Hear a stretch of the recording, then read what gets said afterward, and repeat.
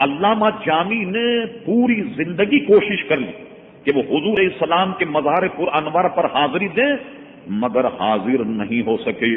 ایک مرتبہ ٹوکروں میں چھپ کر کے جب جانے لگے، پتہ نہیں لگے کہ جامی ہے۔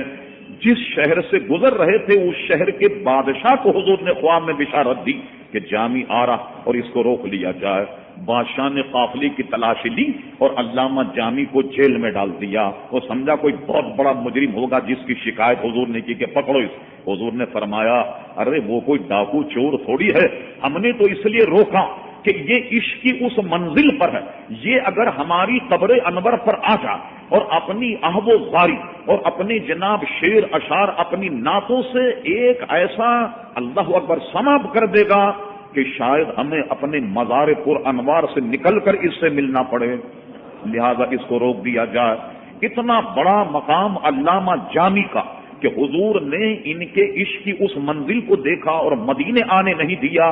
انہوں نے کشف المحجوب کا مطالعہ کیا اور اپنی کتابوں میں کشف المحجوب کے حوالے دے کر داتا گنبش علی حجویری کو خراج تحسین پیش کیا۔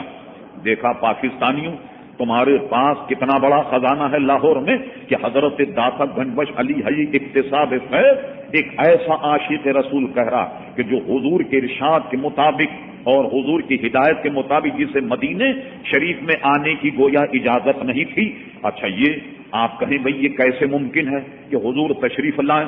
یہ حضور علیہ السلام کی شان کے مطابق ہے کہ اللہ تعالیٰ نے آپ کو وہ مقام عطا فرمایا کہ بظاہر تو آپ اپنی قبر انور میں ہیں اور جہاں چاہیں آپ تشریف لے جائیں، یہ حضور کا مقام ہے۔